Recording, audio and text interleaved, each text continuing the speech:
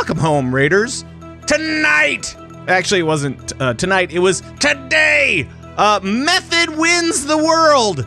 And we've got a lot more to talk about too, as Convert to Raid presents the Battlenet News.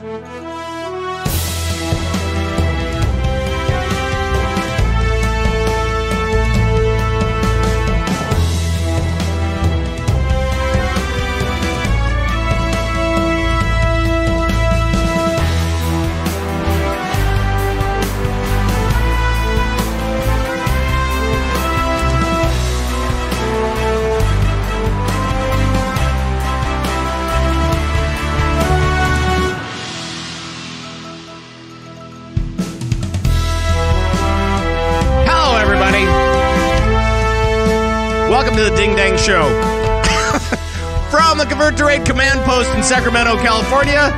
Today is February 5th, 2019, and it is now 16-ish p.m. at Pacific time. Thanks so much for joining us from all around the Blizzard universe. And hello, my name is Pat Krane. I am your host of this show. And as always, we have players. We do. Let's start from merely a setback. It's Sharku! How you feeling about moving to California this week, Pat? I hear people's eyeballs were freezing out in nobody's... you know what? It was so cold here that it almost snowed. It almost snowed? It almost got like the snowed. 50s, I bet. It almost snowed. It was like 36. Not to make light of a weather fiasco, though. Yeah. I make the joke, but yeah, that was terrible. It was. I'm in North Carolina, and it was like 10 degrees or something. It was really, really bad. So hope everybody listening out there stayed warm, and you're not listening from a hospital bed with frostbite or something. And continue to stay warm too, because it's not warming up. It's cooling back down this week. It's up and down. Like it was up and now it's down, and it's climate whiplash or something. The scientists are calling it. I don't know. Anyway, glad you got to stay nice and toasty. And that's the weather with Shark. Now let's move on. Our other player is from Blanking Balls, and it's Thorn. Hello, Thorn. Breaking news, friends, women's countrymen. Welcome to the State of the Blizzard Battlenet News. That was the Battlenet weather with Shark. Right there. Oh yeah, I can just play like that. To skip with sports. Yeah, we're gonna do all the sports and all the things. Actually, we'll talk about sports a little bit. Of the E variety. Electronic sports. The electronic sports, not traditional like sports. Not Madden? Yeah, like Madden. Yeah. That's it, because that's what we do on a Blizzard show. Talk about Madden. Hey, I play Madden. I've played Madden plenty of times. Story mode is hilarious. Anyway, moving on. It's been a while. Well, welcome to the show, fellas. Gizmo might join us in a little bit here as well. Welcome, Twitch chat. Welcome everybody from About Town. I don't know if that's a phrase that I. Yeah, about town, right? Yeah, right. That works. Right, people about town, about wherever you are. Thanks for joining us, as always. And we do have a bunch of stuff to talk about tonight. Not a terrible amount of things, but some very interesting things, I think. So we'll get to that in just a moment. But first, it's been a while since I've talked to these guys, so I want to see what's going on. And Thorn, what's been new with you gaming wise? Oh man, the new raid is awesome. Yeah. Loving it. How progressed is your team? Second to last boss on normal. Hey, congratulations! I'm going to give you a big applause. Yay! So you're on Mechatork. Woo! No. The one after that. The boats. Stupid boats. Yeah. Yes. Oh, the boats. Stormfront blockade. Gotcha. Right. Gotcha. Something like that. I think that's what it's called. Yeah. Yeah. Cool. We're on a boat. Yeah, and then also getting back into some Destiny 2, actually, which I guess doesn't count anymore, huh? Because now that's broken off from the family. It's still on the launcher, though, right? Yeah, it is. So it still counts. If it's on the launcher, we could talk about it whenever. Yeah, I formed up a fire team, and we're restarting the game with noobs. Yeah. How is it now that they've departed? I don't know.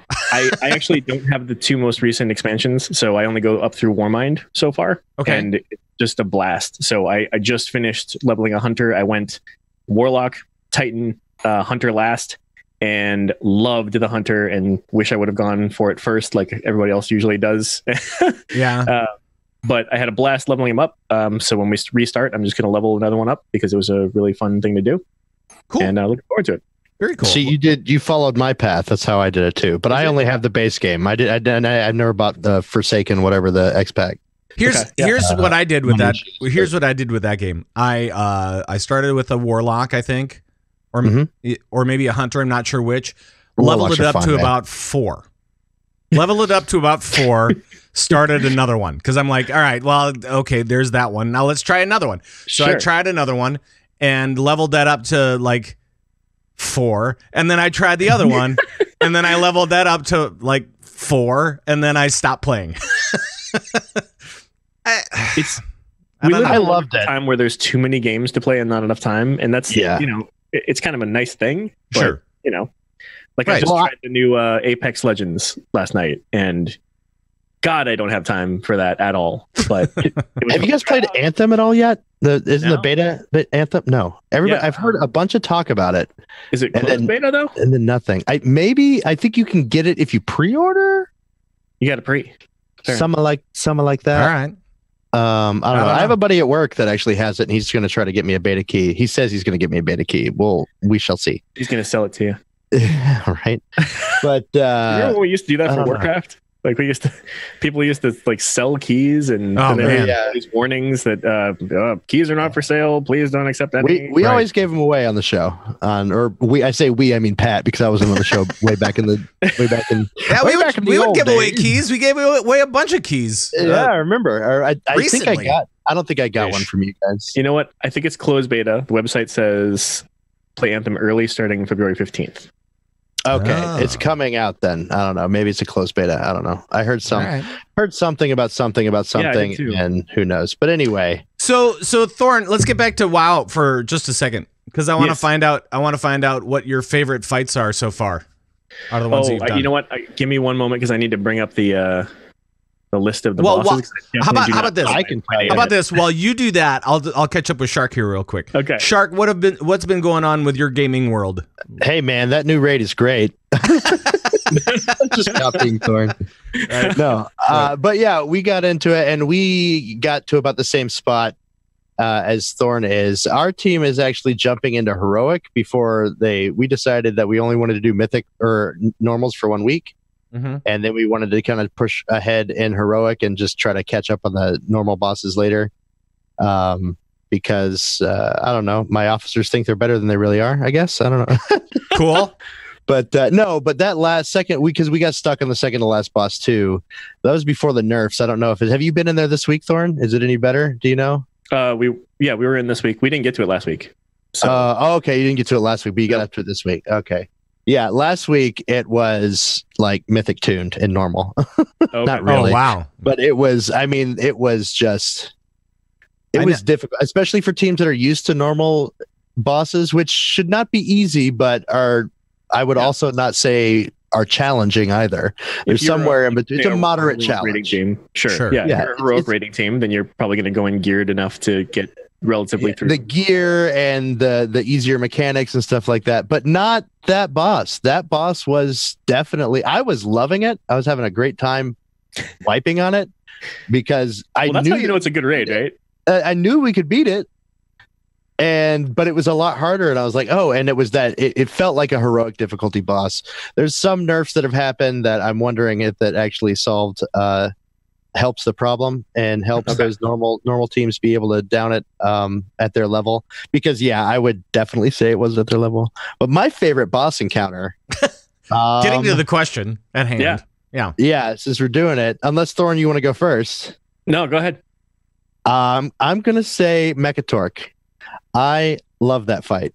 That is a great fight. It's a really good fight, and we haven't gotten into it on heroic mode yet. Okay, but it's in heroic mode, there's a mechanic where he shrinks you, and there are all these little robots running around, and when he shrinks you, you have to jump into a robot, and you have to press like a code in order to get the robot to self-destruct, but you can't see the code. Right. The only people that can see the code in normals is everybody in your raid. So your raid leader could feasibly just call the code out to everybody. Right. In heroics, it's just the other robots. In the other robots. And so, it's really fun. So you've got all this chatter going on. It's going to be super difficult for pugs to be able to do because most of the time people join pugs and don't say anything. And when you're shrunk, you can't get stepped on too, right? Yeah, if you get stepped on, you do it does a bunch of damage, like a third of your health bar. Right. And so you've got to be really, really careful. That's awesome. And then Mythic mode, apparently they have a thing where not only do people get shrunk, but they get enlarged. So if an enlarged player steps on a shrunk player, they're insta-killed. Oh my God. And then it treats all the normal players the same way as it would treat the shrunk players. So when you're enlarged, basically...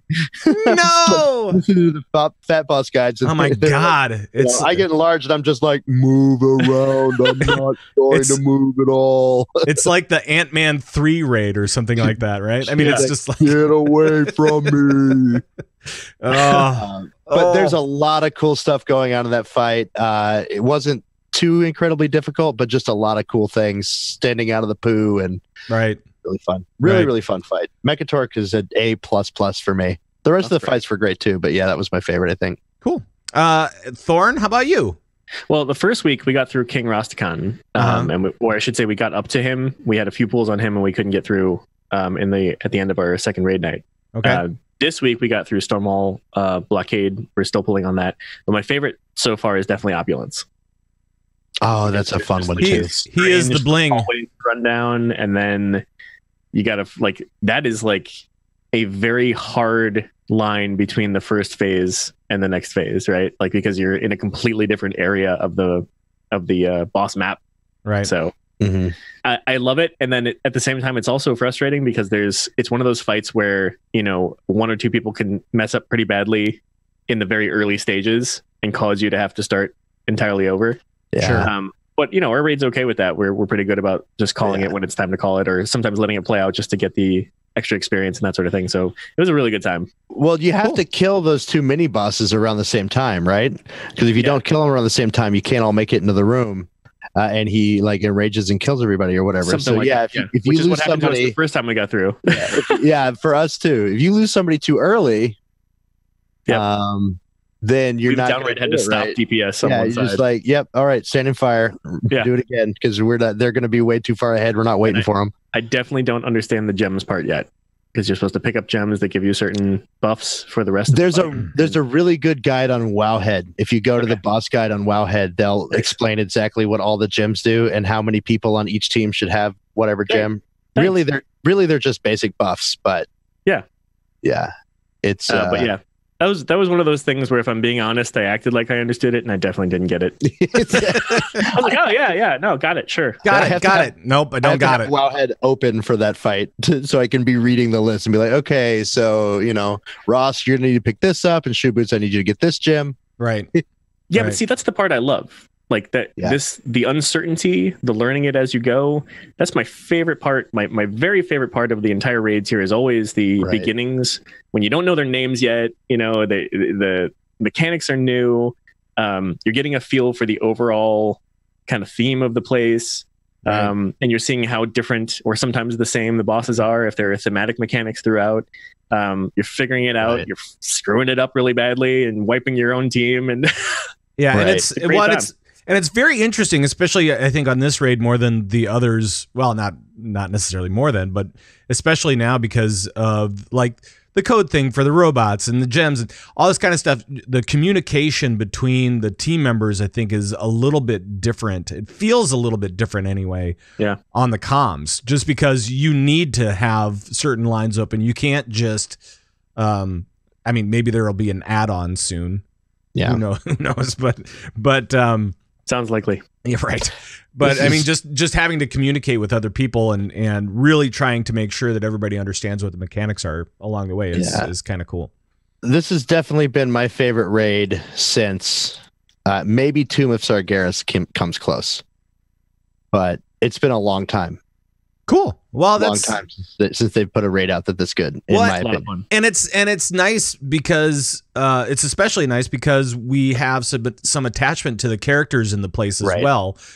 So it kind of makes sense that, I mean, if we're gonna have a really fun raid with some new mechanics or some different mechanics that we're maybe not used to, that's awesome that we can kind of share that with some of those NPCs that we're familiar with too. So that's pretty neat. I don't know.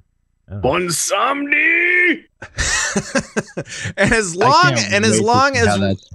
as we are talking about the raid already, let me just jump straight into the news.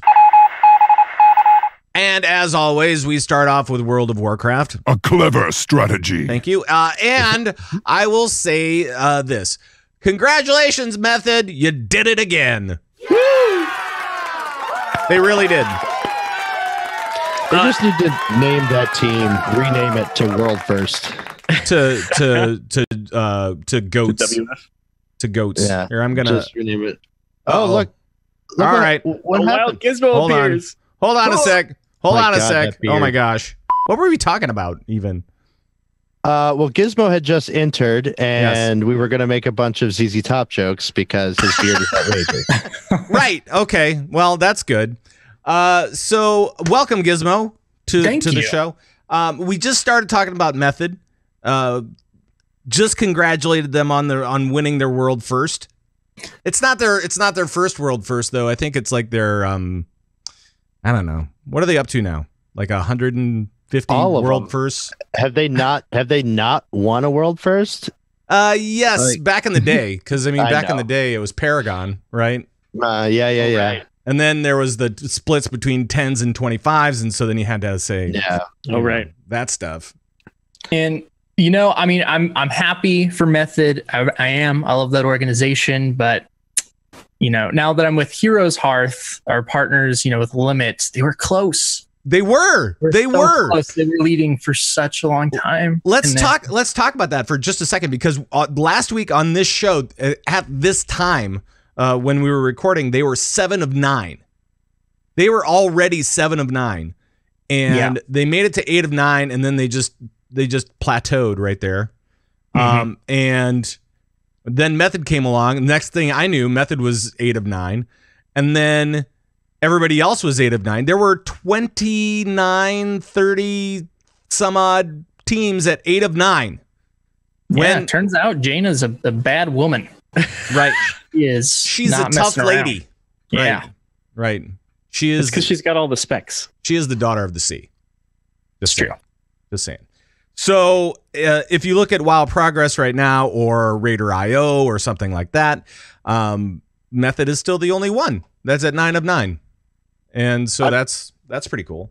I'm actually looking at Method on their website has like a raid history of all the raids that they've done, and I don't know, there's got to be another page to this. Okay. But like the vanilla ones, I see.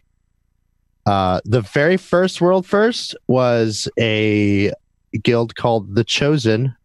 It's a Korean guild that down to Onyxia, November 23rd, 2000. Oh my god, Onyxia. Wow.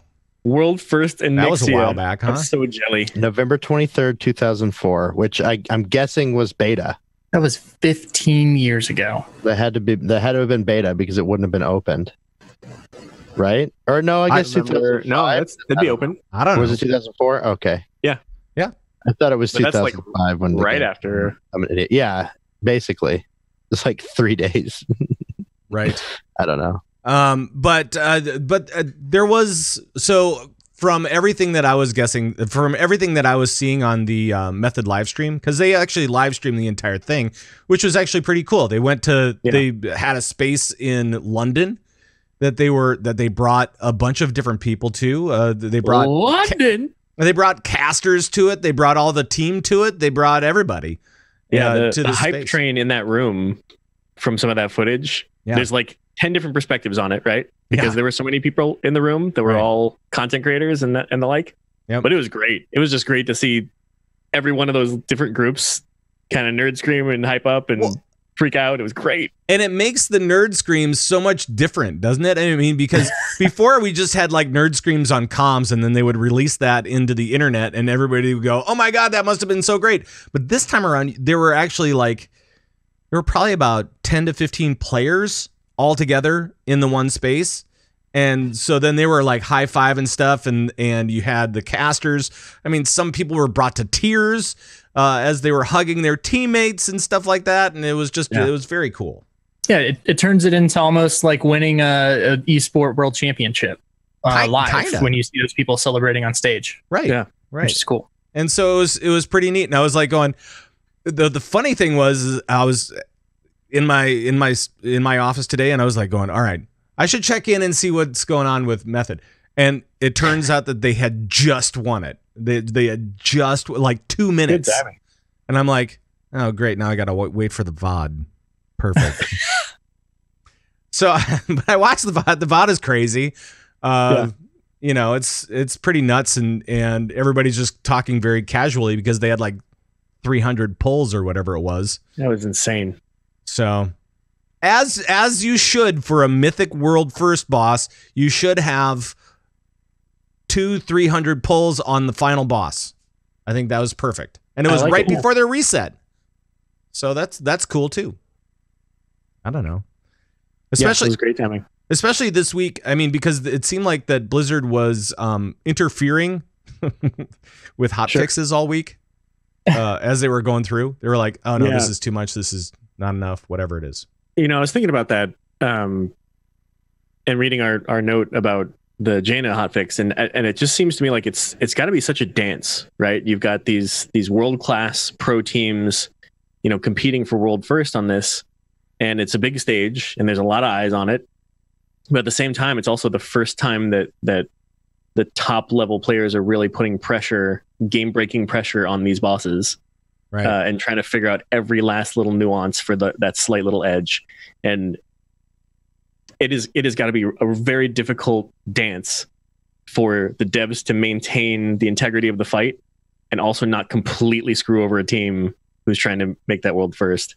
Because sometimes it changes their entire strat, you know, hotfix mid pulls. Like it'll just be suddenly the very next pull is different drastically, and they got to figure out why. Well, it seems like on the Jaina fight anyway that the one thing that I really heard a lot about was that healing on that fight is just insane. They actually had 2 shamans and 2 disc priests so that they could get all of the AoE healing that they possibly could, while still trying to maximize DPS and a lot of range DPS for that as well. So it's just, but it was just insane as far as like all the different, you know, they had to throw out the totems and they had to throw out the big shield and they had to, you know, do that multiple times. And it's just, yeah, the last phase was just nutso, apparently. That's one of the things I love about the progression of following this. Is as the technology has moved forward, as streaming has progressed, as content creators have progressed, as the gaming websites that are devoted to this game and other Blizzard games and the like have progressed, we get more and more insights and more information and faster, right? Yeah. So this time, you know, they just cleared it 10 hours ago now, and there's every inch of the fight is covered here. You can read all about it. Their entire strat. And there's some really interesting stuff that they had to do, you know, because in essence they had to cheese some aspects of this to move it forward. What are you talking about? They don't cheese anything. Come on. I didn't say cheat. I said cheese. I know. I said they did. I said they didn't cheese anything. Okay, all right, they never cheese anything. They never push the limits of game mechanics or whatever. They never do that. No. Are you saying that's not their? They always do method. That. They always. Oh. That hurt my brain. Oh. So what kind of things are you talking about in particular? I'm talking about they had to let one of their tanks die on purpose. Mm-hmm. They had to make him get. I'm not as familiar with the fight yet, so I don't know the names of the spells, but there's a stacking debuff on the tanks, and the strat they went with allowed those stacks to get ridiculously high on SCO. and they threw down the res totem right before he died so that he could immediately get back up, drop all those stacks. That's one of them. There was another, I think it was one of their hunters who had to interrupt something from Jaina, use a demon portal, demonic portal to get over across the map to something else, and then get life gripped back all in like a matter of like a second. Yep. And that's just like, those are insane strats to try and to just figure out in the midst of all this. And you think about how these raid fights go, it's 12 minutes to get to that one pivotal moment. Practice that. I know. And then that's all the practice you get is that moment. Right. So, the only thing you can do on the side is, okay, well, let me pretend like I'm hitting interrupt now. Okay, then I'm going to take this and then you life grip me right back. You can practice that on the side. Yeah. But not in the moment. And they also mentioned how there's some RNG involved because there's some of these frost storm things, I forget what it's called, I'm sorry, that are just falling all over the map. And they really, really needed to focus DPS to get through a particular phase, and they couldn't do that if the ice was falling in just the wrong way. So there's a lot to this to nail this fight, and you leave it to Method to find that way and to take it out. Yep, and apparently, I think especially now that we are going to be seeing some breakthroughs as far as teams making it through to that last boss, actually clearing Jaina all this week, because now there's more gear available. There's another round of gear. So I think Limit is probably the closest right now. I mean, they were going back and forth 1 and 2. And those were the two favorites anyway. So we should be seeing those guys probably push through pretty soon, and teams like Exorcist and things like that we've seen before. So it should be. It is nice to see a bit of a rivalry up there too, and it not just Limit or Method rolling things over, because Limit was world first all the way up to Jaina, right? So it's definitely fun to be able to have some sort of a competition. I am glad that one of my favorite things about the world first race that's happening, and we covered it a little bit, is that they're opening it up. The raid teams themselves are opening it up because Method streamed, right? Yeah, the whole thing. Right. We're talking about that. Yeah. Yep. And so, that's great. That's what we need, I think, as a community to stay involved in the world first, because I'm not trying to say it's not a competition, but like what Thorn was talking about with Blizzard still fixing the fights, and they just have to. Like, I'm sitting here being like, well, if they want to do it right, they should have the raid right when it comes out. But there's only so much testing they can do. There's only so many beta tests they can go through. Right. Like, the raid's not going to be perfect when it comes out. Things are going to be buggy. Hopefully not as buggy as Old Deer. Oh my God. That's not what it's called. But Old Deer, that was a buggy raid. You still can't blink on the frickin' platform on the first boss. You still can't do it. There's no salt. There's no salt there at all. It's just so like how anyway, but yes, fine. But Blizzard's going to have, that's one of the reasons why I feel like Blizzard hasn't embraced this as like an official esport or like a race sort of thing, because there's no way that the raid can be ready with 100% certainty. Oh, I see the salt thing now. You gotta watch the video if you want to see all the things. There's no way with 100% certainty that they're going to be able to have the fight 100%. So the fact that it's a little bit more, I don't want to say casual, but not like so overhyped. They're not so protective of their strats. They're like, watch what we're doing. Well, we don't care. And the really the cool thing about it is that their sponsors probably really love it. It's great. Red Bull loved it. It's got to make them a huge amount of money because you're getting people to watch it, and we're not just like checking Gildox like you're saying, or whatever. Checking WoW and by the way, Gildox is no longer a thing. Yeah, I mean, it forwards to WoW progress. So I'm an OG, original Gildox. Did you get checking Gildox, Bot, and Alakazam. But it is much better than just watching WoW progress and trying to figure it out through whatever they're saying online. And I mean, it was really cool. And it's not like they were running with comms or anything like that going, which is nice. They actually got, you know, the casters in there, and Rich Campbell and Hodded and who else was there? Bay and Jari, and there were some others too. So I mean, there were just like lots of action going on in the place at all times. It was pretty great. Yeah, so they set the studio up well to really feature the sponsors too. Yeah. Like the last shot of Rich right as they were closing it up or securing the kill. There's a cooler of Red Bull almost in the way of his face. Nice. From the camera angle. It's like right there. You cannot miss it. Right. But I think the MDI and stuff has helped kind of show the interest that there would be for watching the live PvE stuff to help us get to this point. Sure.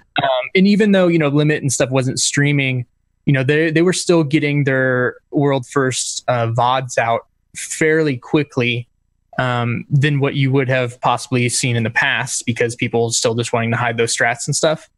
So I think it's exciting. It's still going to be something that is hard to, if not just impossible, to realistically, you know, be having all teams or even multiple teams streaming their progress, because that's a lot of work, a lot of time. You know, Method has the backing from their sponsors and stuff to be able to put that up. Right. But it is really cool that it has gotten to that point to where at least someone's able to do it. And it is very exciting to watch. And I think that it might be, I mean, especially when you talk about Limit, they go first, right? So I'm guessing that there's probably got to be a little bit more protection over different strats and stuff like that. Maybe. I mean, unless, of course, a sponsor wants to jump in and give them a big stack of money. And then they'll go, oh, you know what? No. We can do the same thing that Method does. That's fine. We can do it earlier. That's great. Well, that's what I would say. Like, if I'm sitting there, what Method has done and what their sponsors has done is they've taken something that is less competition and more entertainment now. Like, the competition aspect is still there, but they're like, how do we make money off of it? They monetized it, and they gave it value, entertainment. And I'm not just talking about monetary value for them making money, but they gave entertainment value for people to watch, and it was good knowledge for all those guys that were just kind of watching it take place as well. I mean, there was a whole bunch of information being thrown out there as well, which was cool. And plus, you had player interviews. Plus, you had, I mean, it was just a really good time. What would be more surprising to me than Method being the only ones doing this is, or than other people joining on, is that Method stays the only one doing this. Like, there have got to be companies out there that want to make money, video game companies, some sort of sponsorships out there that can look at these other teams that are viable, like Limit, like, I mean, there's not just one. I mean, it kind of feels like there's just one world first team. Sure. But, yeah. You know what but at the same time, there's some money to be made here, and there's something that they might be able to do. So get these sponsors. I would be surprised if there's not more of and I would love to even see some of the main teams working together and almost trash talking each other, like, yeah, go over to their stream and watch their bad strat that's not working or something. You know what I mean? From what I hear, Limit and Method were going back and forth quite a bit, as far as like some trash talk and stuff was going on. But when it came down to it, I mean, Limit was like very much like, hey, congratulations, guys, you guys did a great job. And they were very Method was also very supportive of Limit, because I guess Sko and Max have like a big thing, you know, kind of like a back and forth, but they're buddies, you know. Right. You can tell. It's the kind of trash talk that you get into in any competitive envienment, which is great. We're the best, and you're not us. Therefore, you're not the best, and so we're going to tell you how not the best you are. Right. That's what trash talk is. Yeah, and that's awesome. Yeah. So. Exactly. I think it's fun as long as it's done with respect and it's not done, you know, I don't know if you guys know, but the internet and gamers, they kind of have a tendency to get kind of trolly and toxic. What? So as long as it doesn't go down that road. Yeah, I think my favorite trash talk is between Blizzard games, when like the Blizzard Twitter accounts like talk smack to each other. Yeah. Like those are the best.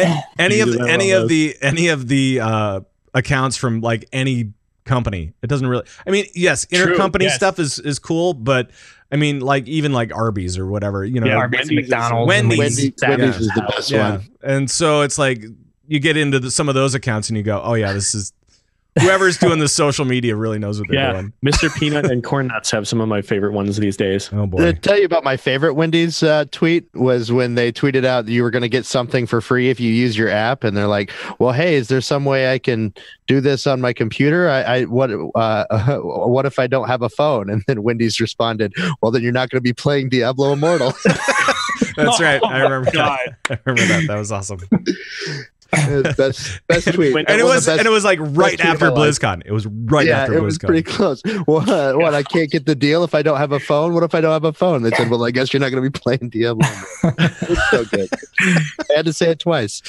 But yeah, no, I like it. And it's good. It's good fun trash talk, because you can tell that the two teams respect each other and there's not toxicity in it. It's not like, you know, they're so bad and they're cheating. It's not bad natured. It's, you know, and then at the end of the day, yeah, it's like any good sportsman will do. You line up and you shake everybody's hand. You tell them good game. Absolutely. And that's good. So congratulations once again to Method. Limit, we look forward to seeing you cross the finish line here soon. And all the other teams, because there is like 30 some odd teams that. What is the latest from Raider.io? Yeah. I will say. I hope Limit makes it before the reset too. Like, I really hope they nail that in time. Right. Let's see. It doesn't say a number, does it? It doesn't say a number of teams that are at a certain thing. It just says, well, here's 8 have died. Okay, here's 8 have died. They're all in. I found that part about the strat.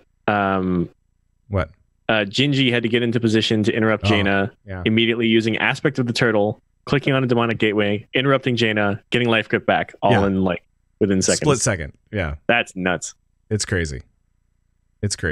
So, but yeah, I mean, there's like a full page of just the European stuff that's 8 of 9. So there's a lot of teams at 8 of 9 right now. Yeah. The only U.S. teams that are in the top 10, Limit and Wildcard Gaming, which is a team that I'm unfamiliar with. Me too. That's cool though. I like seeing the new teams. Hey, one other thing about the raid that was data mined or found out about or whatever, and that is on Mechatork, on that fight. There is a new cloak that you can get. And if you're not a gnome, you will never figure it out. But there's a gnome to you. It will be unknown. Yes, unknown to you. But there's a special little surprise prize for all gnomes that get this new cloak off of Mechatork. And let's see, Thorn. What happens? Basically, it takes their racial and cuts it down by 10 seconds. So that's nice. Yeah, it's a 1 minute cooldown for the escape artist racial, and it gets cut down to 50. So that's a nice cut. That's pretty cool. And it's not like it's overpowered or anything. I don't think it's overpowered. It could be in PvP. Yeah. Well, I mean, it's nice. It's not necessary. I mean, it's not like saying, "Oh no, we're gonna cut it in half" or whatever. So yeah, I know. I'm just saying it could. The value is very high in PvP. Right. You will see more gnomes in world PvP now. In arena. I actually wouldn't be surprised if that particular piece of armor would be banned in competition or something like that. Yeah, that's fair. Oh, probably. Since it's the only class, the only race that gets it. Everyone just switches to gnome for PvP. Right. Just a whole bunch of little gnomes running around. And I don't know if it's going to be that strong or not, but I'm just saying, but I do like that they're playing with this idea, right, of having your, depending on what race you are, you get a special something off of something for either your racial or whatever. Yep. Even if it's a cousin, I mean, it could be a cool thing. Maybe it would start quests for. Remember, Dark Shamans did this in Siege of Orgrimmar, where they would drop a set for shamans. A transmog set or something like that. Right. Yes. So that was for a class, not a race, but I think it would be cool I think it's a cool thing that they're dipping their toe into this idea. And they're using the racial abilities to do it. Now, okay, getting off the cloak for just a second. Yep. Going back to method. I don't know if it was talked about or if they actually did it, but they were talking about going with all trolls as much as they possibly could anyway. And I don't know if they did it or not, but I know that there was some chatter like they were going to do it. So again, so I think, in order to do clear Jaina now, all you need is disc priests and resto shaman and all trolls. Is that for the? I'm guessing that's for the bonus lust, the berserker, right? Yeah. Berserkers. Yeah, racial. Let me see. We've got a monk, a warrior, priests, shamans. So there was get this. Yeah. Does anything so when you are playing for the Alliance, does anything go to troll? Night Elf probably does, right? Does Night Elf go to troll on the last 3 bosses? There's some that still weirds me out, by the way. Troll. I can't remember. I don't know. I play a panda, so I don't switch. Oh, wow. Which made me sad, but I did get some cool horde armor. So you get a red belt instead of a blue belt. Yeah. Yeah. Yep. So I'm looking at it. Can trolls be warlocks? Trolls can't be warlocks. Yes. They can? I think so. All right. So then other than the paladin, they had one paladin, one demon hunter. Everybody else could have been a troll. Right. So there you go. So there you have it. Not sure exactly how that went. Anyway, I don't know if there's anything else about the cloak, but this does kind of open it up for other races or classes or specs, certain spec drops or whatever. Yeah, in the Blizzard Watch article about the cloak, they're talking about, maybe Forsaken can do where Cannibalize gives more health and mana, or Night Elves can improve their Touch of a Loon racial, or choose, whether they want haste or crit rather than figuring out what time of day it is. Right. I can't decide if stuff like this would actually almost potentially be a fix or help with like rebalancing racial traits, depending on like what the stat boost or whatever it is that they give to the current racials. Sure. Like some be weaker than others to balance those out. But I don't know, that stuff is still like, I think it's cool flavor wise, but at this point in the game, it's still, I don't know. I don't like the fact that there are certain things you want to do as far as race or even being Horde versus Alliance for certain parts of the game. I feel like you should be able to play what you want at this point. I feel like the racials started out as kind of a guide to RP almost. Like gnomes have more intellect, so you should play an intellect class. Right. Yeah, well, it adds to the flavor really well. It was a total sandbox thing where they were just like, hey, let's just make sure to make this as deep as we possibly can and do all these cool things. And then they got into it, and today now they're like, oh crap, now we've got a problem with PvP, folks. We got imbalance there. We've got a So I feel like in vanilla, like the most popular gnome class was a warrior, though. Just because it's so funny seeing somebody that small, a little gnome tank, with pink hair. Named Tiny or Biggin or something like that. Yeah. Holding a big old sword. Yeah. Biggin. Anyway, right. But yeah, I agree with Gizmo. I think it should definitely it does feel kind of weird. Like I like some of the panda racials, for example, boost to cooking. That's funny. Their bouncy racial is by far my favorite racial in the whole game. That's excellent. Because it reduces fall damage 50%. It's awesome. You know what I mean? You can actually survive elevator bosses where the rest of your raid dies.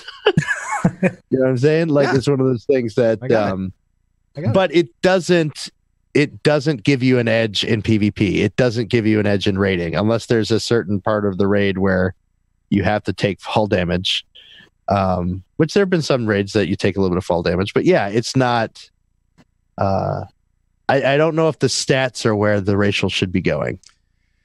Use this and increase your haste by 25%. Yeah, that's one of the reasons why. Basic 25% haste increase to this and that, the other. And I mean, they're basically negligible, and that's what Blizzard has watered them down so much to where they're basically. I think they needed to, right? I mean, it's not like they necessarily wanted to, but they needed to because I think the community was kind of a little up in arms about some of that stuff. By the way. Kajum in chat just said that the troll passive was the reason to switch over the Voodoo Shuffle, which reduces all the movement impairing stuff by 20%. Okay. So thank you Kajabud for bringing that up in chat as always. All right, let's move on to 8.2 for a sec. Well, 8.2. I know that we're still in 8.1 technically. Season 2, but now we're talking about 8.2. This is going to be where this is where we're going to go to Nazjatar and Nazoth and anything that else begins with N. Naga, yeah. Naga. Not gonna hear it. Not gonna do it. Nagaland. So Taliesin and Evitel, the rock stars that they are. They actually did an interview with Jeremy Feasel from World of Warcraft about 8.2, and we learned some stuff, which was kind of cool. We learned about a new island coming. We learned a little bit more about the story. We learned a little bit about some of the systems that are coming in, like the bodyguard system is coming back for 8.2, so that's kind of interesting. I don't know. Do you guys like the bodyguard thing? I never really got into it. Me neither. I was always like, if I can't do this by myself, I don't really care. I've not been a big fan of pets in the game, honestly. My first name was Warlock, and my demon was just constantly in the way. It was always standing on whatever I was trying to loot. It just was constantly annoyed with him. And Thorn, these are people. They're not pets. Right. The demons are not people. No, the bodyguards are people. They're not pets. The bodyguards are people. Fair enough. Yes. I kind of like things to get in the way. The bodyguard thing in some as. For examples, the shaman. Is it the shaman? I think we have Rexar. Like he would allow it to where your frost wolf or your ghost wolf, instead of being only like a 30% or 60% speed increase, boosted it up to 100, just like it was a regular mount. Nice. So you could use your ghost wolf as a mount when That's awesome. Have him as a. So you're running around. These are specific things, though. I mean, the bodyguard. It is well, and that's one of the reasons why I thought Legion's whole class system was cool, because you could have those little flavors for your different and buffs for your. But I never found one that was as good as that for me. And Rexar was just such a great bodyguard because of that. But so apparently with the bodyguard system, they are going to be having it so you can actually level up your bodyguard, and all that kind of good stuff as well. So that's kind of cool. I don't know how I feel about that. Nah. I don't want to level up your buddy. You don't just have to level alts now. Level yourself. Yeah. Oh my god. Oh my god. So I'm leveling up my alt Doug. He's Doug. I like it. What's Doug? Doug is a monk. He is a Dark Iron Dwarf monk. Doug the monk. Yep, and he's Doug. And so this last week was Mists of Pandaria, which was pretty cool. I leveled through all of it in pretty much a day. And now, there you go. And it was like 1.5 zones. Now I'm on to what's the next one? Warlords. Guess what? I don't have flying for Warlords yet. So now I'm having to go back and try to get flying for Warlords. Oof. I should have gotten it at the time. I should have gotten it at the time. Ugh, I regret that. Anyway, let's talk about 8.2. Some more. Let's see. What else did we learn? Oh, the AI system that we have for the mobs on the islands and stuff like that. That's going to be coming to the new Arathi Basin Brawl, which is coming for 8.2. That's pretty cool. I don't know. Sure, maybe. No, it'd be cool if they get it just right. As long as it's not like DeepMind, it'll be fine, right? So far, and this is going to be my negative Nancy hat. Everybody, get ready for it. But I mean, I feel like the AI, and I'm not a tech guru. I don't know all of these things, but I feel like the AI just basically made them perform like regular mobs, except they jump. Like, does anybody else feel that way? I don't know. That's kind of how I feel about fighting the AI. Even on heroic mode, it just feels like heroic mode. Now there's more of them, but now with they're harder to kill. Well, we'll be able to see it a little bit better with this brawl, I think, because not only will it be, I think they're improving on the AI all the time, but but with an entire team being AI as a PvP brawl, could be kind of interesting to see what they do, especially if they have the ability to change up strats and stuff like that. And could be interesting. Like react to what you're doing. Sure. Yeah, maybe. As much of initiate. It might be kind of deep mindish. Oh, a little bit. As much of a jerk as I'm being, I would like to say I am glad that they're playing with this idea, because I think that there are some really cool things that they could do. I'm just not convinced, based on what I've seen so far, that they're at the cool things yet. Sure. Right. No, I get you. And then we also get Jeremy was talking about the Nazjatar thing, as well as the Mechagon.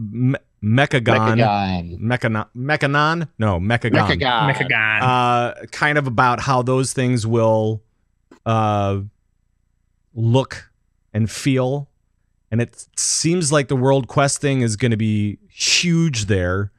And it's looking like more like a sandbox type of thing.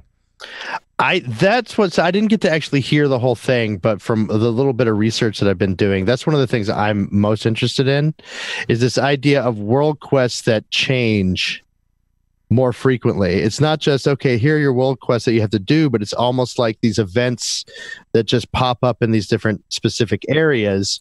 You don't have world quests all over the place all the time. It's more of like a Legion invasion.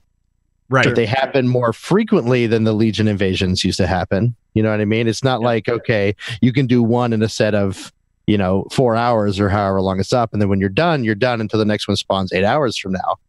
It's going to be more frequent. Hopefully they like Destiny public events. Yeah, something like that. But it's also not just a map full of quests that, and they're the same like quests. Miss Pandaria 5, what was it, 5.1 or whatever? Was the horrible, oh my god, so many dailies world quests. Yeah. Well, that's what. But it's probably going to be more like the island on at Miss Pandaria, and a little bit more like the invasion. Yeah, Timeless Island, like the invasion quests or the invasions and all that kind of stuff. So it sounds like there's going to be a lot of stuff, and it also sounds like we won't necessarily repeat a crap load of world quests over a couple of months. It sounds like they have new ones coming in all the time. So, Timeless Isle was great. I love Timeless Isle. Those frogs, man. Those frogs. It's timeless. Oh, man. But just to be able to sit there and just grind something, and it not be like you have to go and do this quest, you have to fly over here and do this stupid quest and fly over. But just to sit somewhere and kill all the stuff and watch YouTube. Right. That's not how my experience went at all. What was your experience, Thorn? I want to hear about this. The Timeless Isle was a nightmare for me. I don't know if it's because it was a PvP server. Yeah, it was rough because PvP server. That coin that would allow you to kill people of your own faction on the Timeless Isle. Oh yeah. So not only are you dealing with the opposite faction, you're also dealing with the jerks on your own faction who are just farming for whatever, I forget what benefits you got out of that. But oh god, I hated it. Oh, I hated it so much. Yeah, that would have been terrible on PvP. That would have been on normals. It was pretty awesome. And or for it could be really cool. And for that reason, I would turn off war mode on that one. So, depending on the perks. Well, depending on the perks. Well, they turned down the perks from 30% down to 15%. They're leaving it there, and I think they're going to leave it there for a while. It's because it's working. Like, I was listening to the instance the other day, and Scott Johnson was talking about how he hasn't having as much fun with war mode anymore because he's got hordes of alliance players that are coming through and wiping him out. Yeah. And I'm like, right, it's working. Right. Feel the burn. You know what I mean? Right. So maybe not working super well, but it's doing something because I have heard complaints from several Horde sources that war mode is not the sandbox that is, or the picnic that it's been for them the past right. Since it's come out. Today I was trying to get flying in Warlords, and I kept on running into this guy who was like a level 112 guy, and I just, he was red, and so I had war mode on, and so I'm like going, all right, well, I'll just fire something at you, and then I went, oh crap, you're not a mob. I didn't mean that, buddy. I just want to get my 15% and go home. So I don't know. Did you emote an apology? No, Yeah, sorry. I just passed big. him. I just passed him, and I'm like, all right, who cares?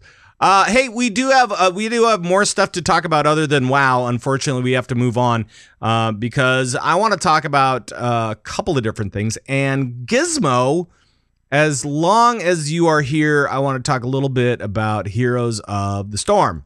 Turned up to 11. Yeah. So first up, how is it? How is HOTS? We haven't talked about it on this show for a little bit. Yeah, it's we're still in an interesting area. With what I assume the team right now is still kind of working together to try and figure things out as far as what the pacing is going to be going forward. Sure. But it's been kind of back and forth. So we've had, a couple good balance patches. We had a really big one last week. Mm-hmm. Big in that there was a lot of content. The balance patches themselves were pretty much just buffs to a bunch of off non-pick talents to try and bring those up. But we had some people, when the whole HGC thing and everything happened, they moved some developers over. It was announced this last week, Kevin Michael Johnson, KMJ, is leaving the team. And he is the guy who was, he worked on the story a lot as far as the lore that we were getting for the Nexus. So right. We don't really know where that's going to go, if that's something they're still wanting to focus on. But he also was, the announcer at a lot of the live esports events. Yep. And he did the voiceovers for all the hero spotlights. Right. He has a great voice for that as well. He does. Really awesome voice. And there's nothing to say that, he won't still do those. He potentially could, even though he's going to another team. He's still at Blizzard, so it's not like they have to really change the voiceover guy or whatever. Yeah. I don't know how much time those take, but he's done enough of them now. I'm sure they probably get knocked out fairly quick, but I don't know. I would think so. So that's, sad. And we're still not liking hearing developers leaving the game. Right. But, at the same time, we still have the toy event going on. They've extended that actually again. They initially extended it to this week, and then they are extending it to next week. Right. But we, got a balance patch today that they are releasing more skins that are coming out. They had done a while back some Viper stuff, which is kind of like Cobra from G.I. Joe. Yep. It's pretty cool. And so it's Hanzo and who's the other one? So we got so this is like the G.I. Joe side. So we're getting a Hanzo skin that's like a Hanzo Rambo skin, a Blaze skin, which looks really cool. Yeah, and then a Deckard Payne. He's got like a rifle as a staff. It's a good name. Good old Deckard Payne. It is. Oh, that's good. That's good stuff. So that's coming up, right? Yes, it's in PTR now. Okay, gotcha. This week, and then all that stuff should be live next week. But along with the toy event, those skins for the toy event are insane. So those things are pretty great.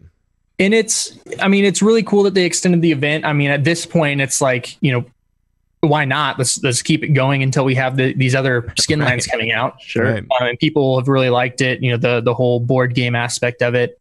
But yeah, it's speaking frankly, it's still kind of a weird spot for Heroes of the Storm players. There's, along with these skins, there's some more balanced stuff coming out.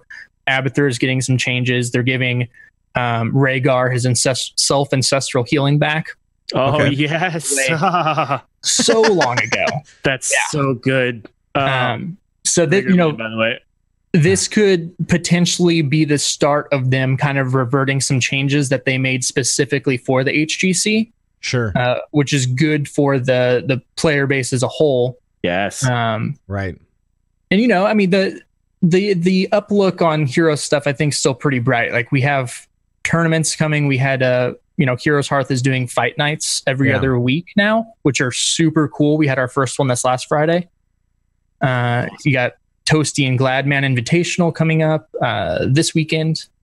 Cool. And we're trying. I think going back to these community events, it might be good to see how those are received and what kind of fun things they can come up with through that way. And I mean, try to make lemonade out of the situation, So that's where it all started, right?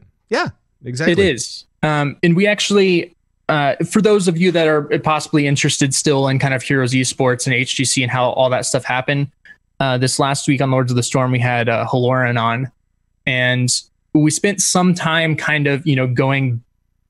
It's a little bit of a downer episode in the fact that we went back and got his insights as somebody who didn't actually work in the HGC, but he's cast Heroes of the Dorm.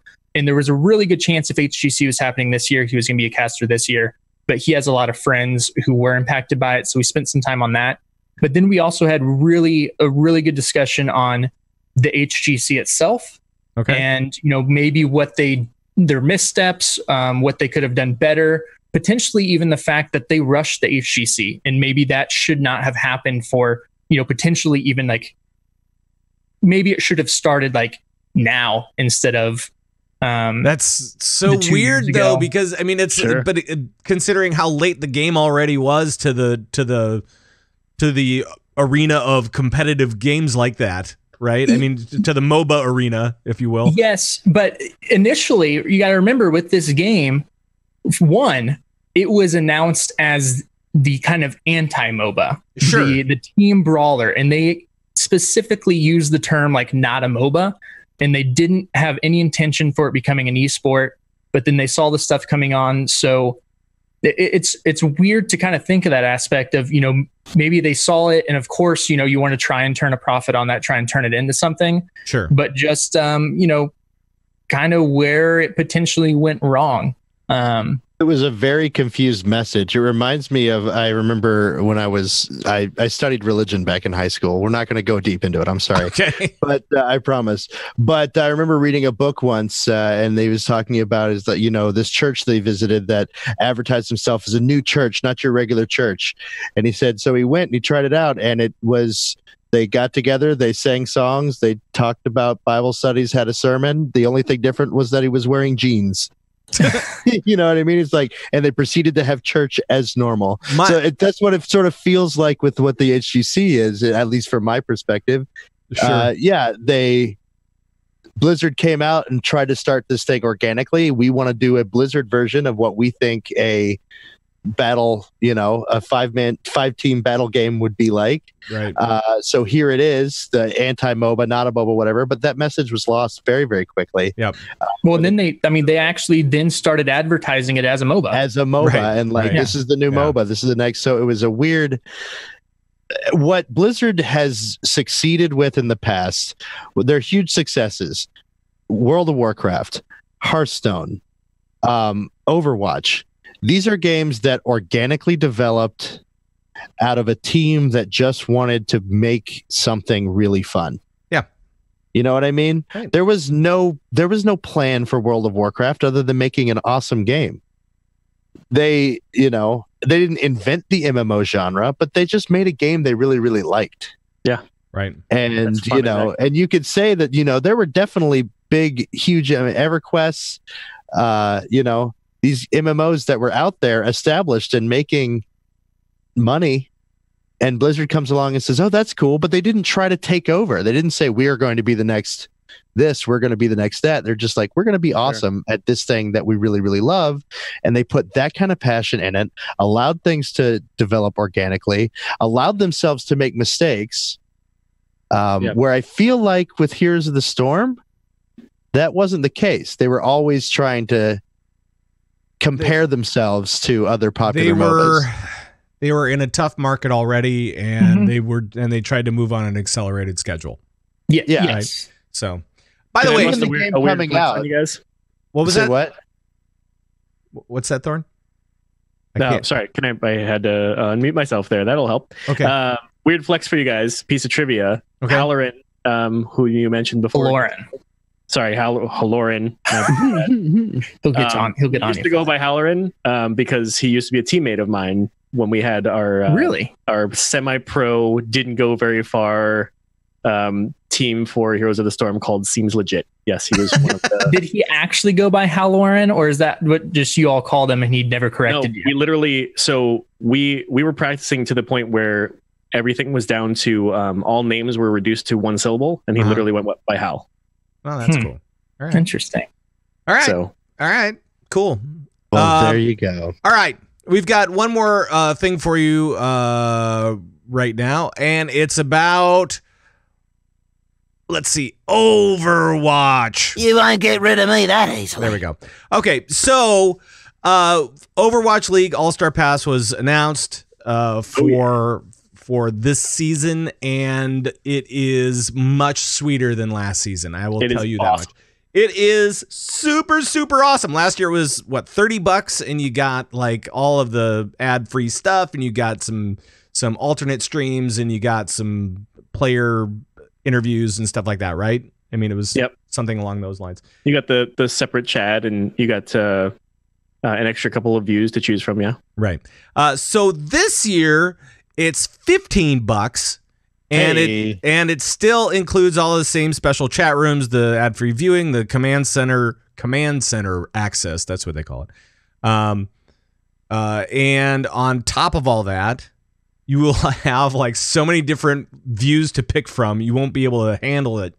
You'll be like, okay, which player do I want to look over the shoulder of? And I think they have overhead shots as well that you can pick from. Like just so many different angles that you can pick from during the games to play that it's going to be kind of insane. So plus you get 20% off the Overwatch League merchandise. You'll have a code for it. And that is amazing as well, because 200 league tokens for skins. Yeah, I'm just the 20% is enough for me for $15 plus awesome. Plus all the angles that you could ever need for watching the games. That's pretty awesome. You buy one jersey and you make your money back on the 20% off. Dude, I am psyched. Although, so they did change up some of the. Not really some of the jerseys, although they did change up some of the colors just very slightly from season 1 to now. I'm really not liking the San Francisco stuff because they changed it from mostly orange to mostly gray. Just a little bit of orange. I'm wearing the performance jacket right now, and it is so orange. I can't get over how orange it is. If you're wearing, say you're wearing that on top of your jersey, though, you know that's a lot of orange. But now you got so the gray jersey, it kind of balances itself out. So much orange. I feel like I should be hunting something.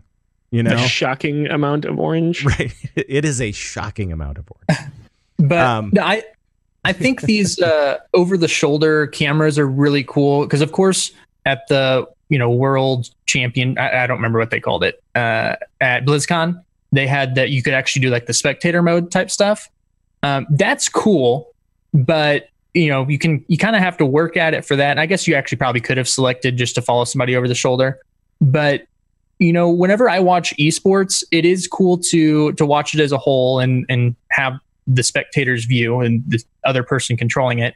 But if you're really wanting to get better at your position or like a hero or something in Overwatch, it's just really neat that you're able to, watch the entire match from the shoulder of, the best player in the world at your hero or champion that you're playing and learn from that. Especially when it comes to like snipers or something like that. I mean, just watching how they play and how quick they are and how fast they move and all their positioning, alleys they're aiming down, stuff like that. So awesome. I cannot wait for this season, guys. I'm really, really looking forward to it, especially with all the new teams. And now they're going on per team, they're going on a little bit more relaxed schedule.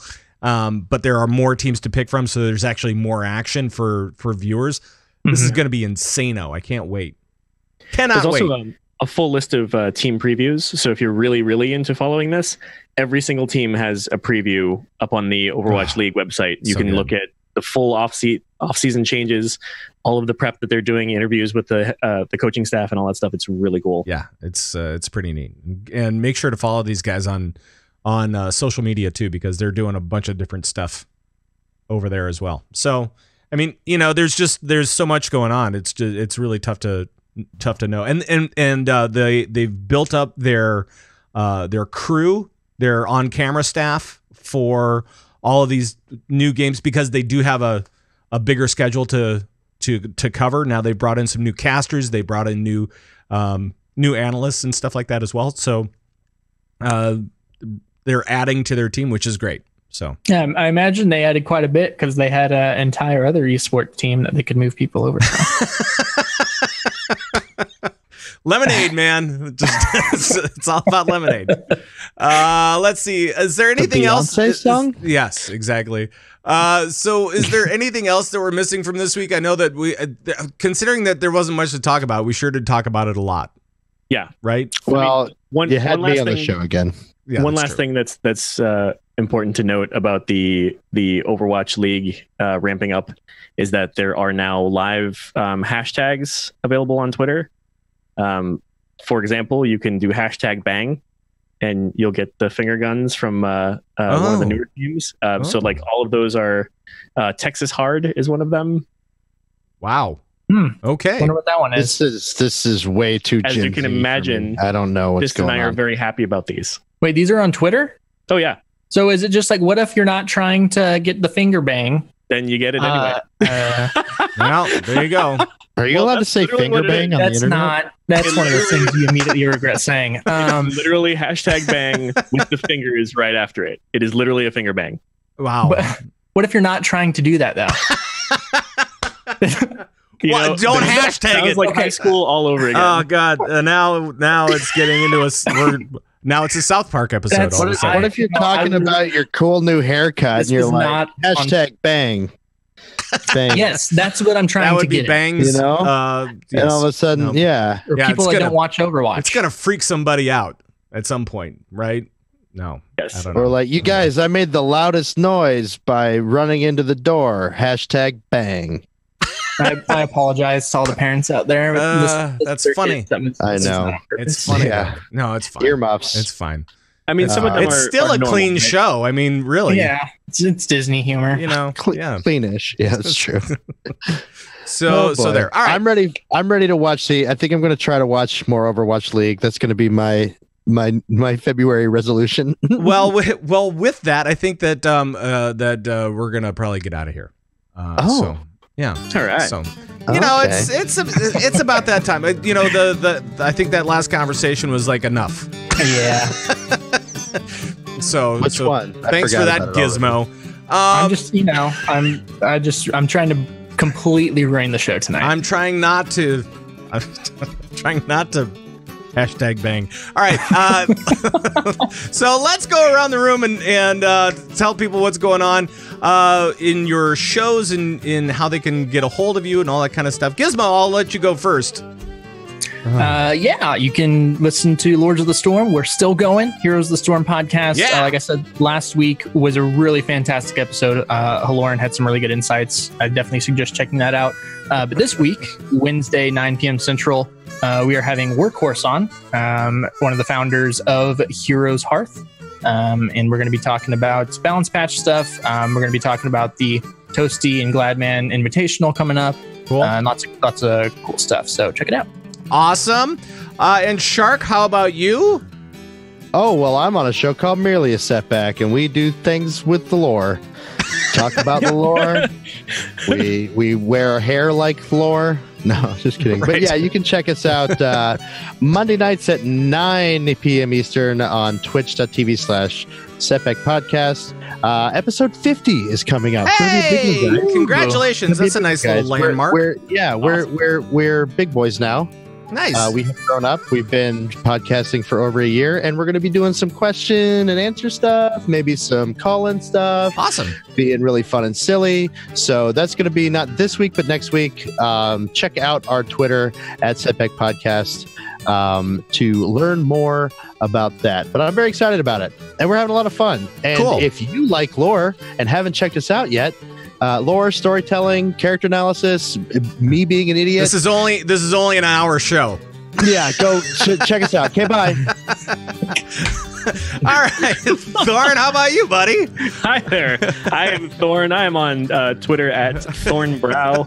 I am one half of the Lagging Balls dynamic duo, along with Fist. Right. You may have heard of her, who's regular on this show as well.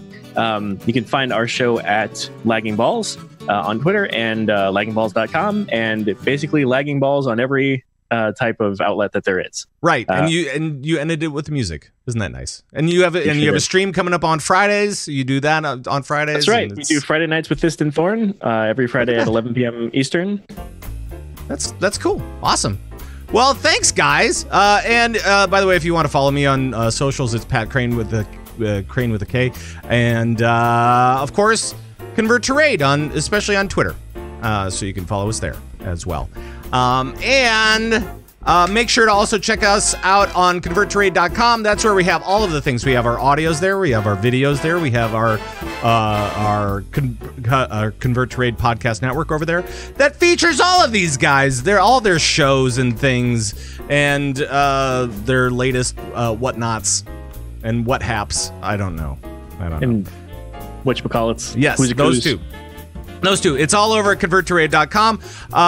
Gizmo, Thorn, Shark, thank you guys so much for joining us tonight. Thanks, and Twitch chat, thank you as well. Thank you, Dazar'alor. Thank you, Frasley. Thank you for all of the different subs and stuff like that. That was amazing. And thank you guys at home. We really do appreciate you guys listening to us no matter where you are. I know I said at home, but you could be anywhere. You could be anywhere, and we're in your ears right now. Isn't that nice? Mm-hmm. It's a comforting thought. Someone's probably pooping right now. Wow. We wish you a good out. Wow. Hashtag bang. All right. We're gonna get out of here. Don't even. That's gonna do it. And for all the guys on the show, thank you so much for watching and listening, and we'll see you next time. Until then, bye-bye, everybody. Bye-bye. Bye.